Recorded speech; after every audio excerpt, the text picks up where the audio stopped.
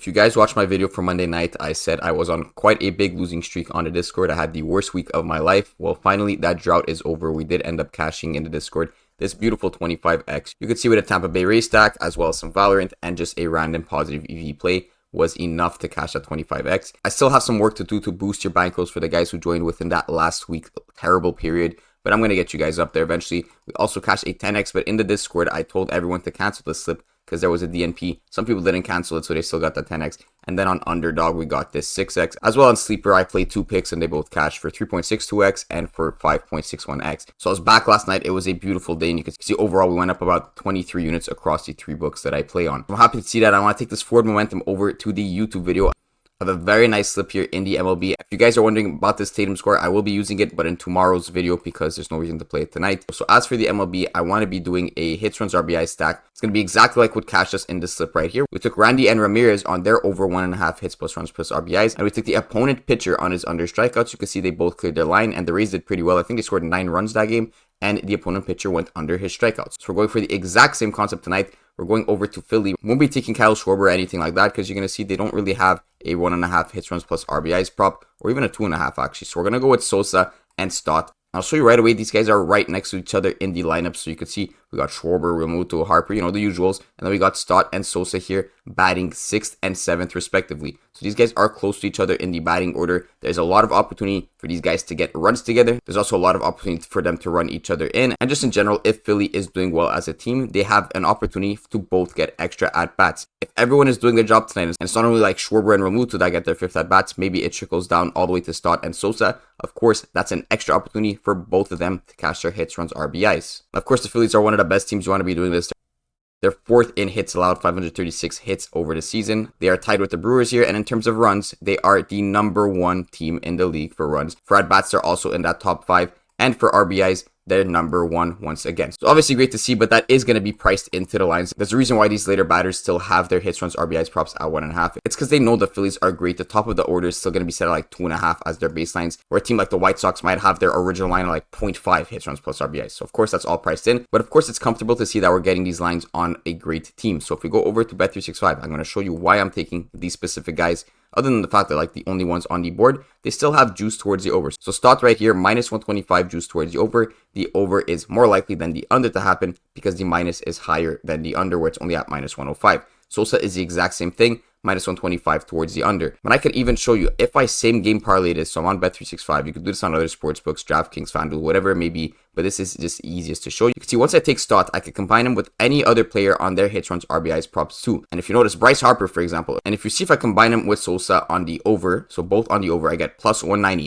If I were to go over on Stott and under on Sosa, I'm getting +300. Essentially, I'm getting paid more. So +300 means I'm getting $300 back if I put 100 down. +190 means I'm getting $190 back if I put $100. So Bet365 is pricing in the fact that if I'm grabbing these guys on the opposite, they should be paying me more because they are correlated. If Stott's going over, it's likely Sosa is going over, and vice versa. If I grab them both on the over, they're going to penalize me and say, okay, I'm only going to pay you +190 because this is such a likely outcome for both of these guys to cash together. Now, how does this relate to Prizepicks in any way? Because if I go over to Prizepicks and I grab under, over, more, less, whatever it may be, I'm getting the same exact payout no matter what I'm taking. So I want to take the correct juice in the direction, which was on the over, as we saw -125 on each of these players. And I'm going to combine these guys together because I'm not going to be getting a payout nerf. And I like to take it a step further by taking the opponent pitcher on their under strikeouts. Again, if I take Ashby's over 4.5 pitcher strikeouts, you're going to see they're paying me $575. Rather than a $350, they're paying me on the under 4.5 strikeouts.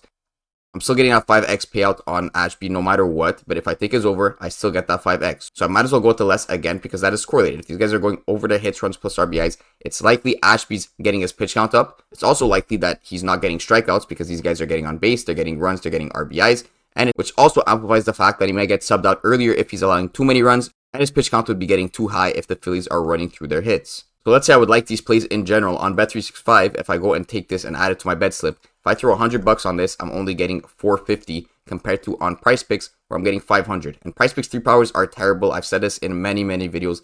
never play 3 powers because an underdog A3 power plays 6x. And as I always say, you want to find the best value on any sportsbook. No matter what, Sosa is going to have a 1.5 hits runs RBIs prop, but you want to find the sportsbook that offers you the best value on this case. That's exactly what I'm doing when I'm building out the slip. There's no other sportsbook that's going to pay me this much for this specific combo of players. You could even check underdog. They're going to pay out nerf this because they know how correlated it is. So that we are getting the best possible price. And pricing is what matters most when you are betting on sports. Now, to end up this slip, ideally you'd want to go to like total bases or something, or just another hits runs RBIs prop and grab another Philly player. But you're going to see if I grab Realmuto, for example, or if I grab Bohm, you're going to have this payout shift to 9x. And technically it would still be a good slip, but I don't like the fact that we're getting that nerf from 10x to 9x. So what you could do instead is just grab any uncorrelated player and use an optimizer like Outlier, use the OddsJuice dashboard, whatever you have, to kind of find a positive EV prop. A positive EV prop is just something that on a sportsbook is set at like -130, -140, where on Prizepicks, you're going to get that flat payout no matter what. So you want to grab the direction that is more likely to happen. And a good example right here actually is Aaron Nola on his under 6.5 pitcher strikeouts. And if you notice, I don't have his game logs open. I don't have anything. I didn't do any research on Nola. But I know that sportsbooks are pricing him towards the under at -130. Essentially meaning is under is the more likely thing to happen because they're already pricing in those last 5 game logs. They're pricing in the opponent matchup. They're pricing in who he's pitching against. So why would I waste my time looking at all these things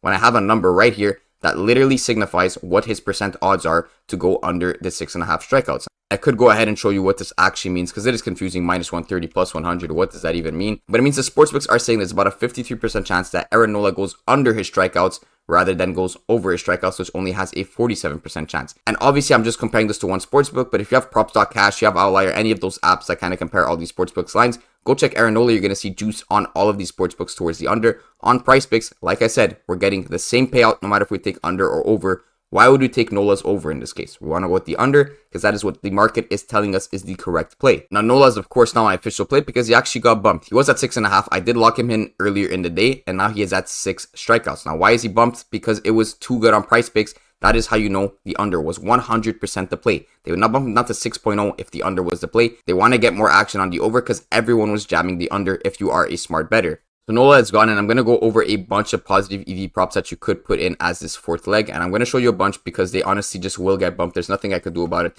My videos, if you guys have noticed, get bumped very quickly. The first one is going to be Carlos on his over 5.5 pitcher strikeouts. And I know this is a good prop because I have a software that automatically scans all the lines on Prizepicks and compares them to sportsbooks. And just to show you on Bet365 for a visual representation, even though it was all automatic, Carlos on the over 5.5 pitcher strikeouts is juiced to -130. So it's exactly a prop that would get bumped. It might get bumped to 6.0 by the time you're watching this. In that case, do not take this prop. Go with another prop that you could go with. Go with James Paxton on his over 4.5 hits allowed. And again, if I go and type in James Paxton and I put 4.5 here, you're going to see once again the juices on his over at -125. There's also Mookie Betts that you could grab on his singles. And if you go over to Bet365 again and check Mookie Betts singles, you're going to see -125 juice on the overs. So it's not rocket science here. I'm looking at sportsbooks lines and I'm comparing them to Prizepicks. If there's juice on the overs or unders, I grab them in that specific direction. So those are 3 props. Hopefully not all 3 of those are bumped, but the one I would go with for the sake of this video, it's also the best one, is going to be Carlos on his over 5.5 pitcher strikeouts.